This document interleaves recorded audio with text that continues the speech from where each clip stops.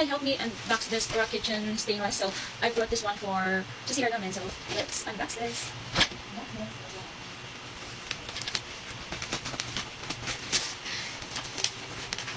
Nakasale siya actually. It's supposed to be 260 something. And yeah, nakuha na siya ng 240. And free shipping pa. Kasi in-order ko siya nung 10.10, 10, whatever.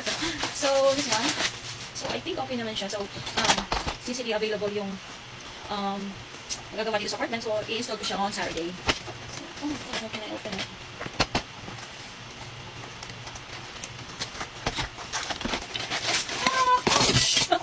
So ito yung mga parts niya.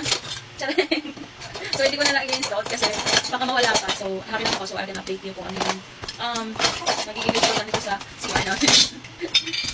Thank you.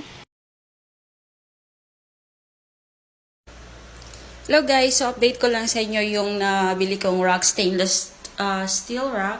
Ayan. Diba? Napaka-convenient niya. So, hindi na makalat yung CR ko. Oh, so nice. So, from 240, may maganda ka na at social ka ng rock stainless. So, hi mga imi. So, I was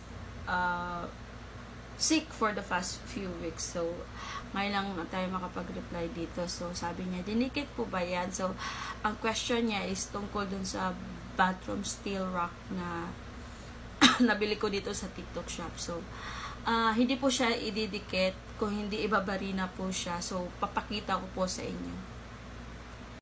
So, ito na yung nabili natin na bathroom steel rock. So, ito po is binarina po siya. Dito po siya tatlo dito. And dun sa kabila din tatlo. So, ito na yun siya. So, ang ganda niya.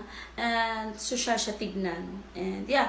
So, nabili ko lang siya. 2 layer lang yung binili ko. Nabili ko lang siya ng 204. So, it's really nice. And yeah, matibay naman siya so far. And yeah, it's highly recommended for me.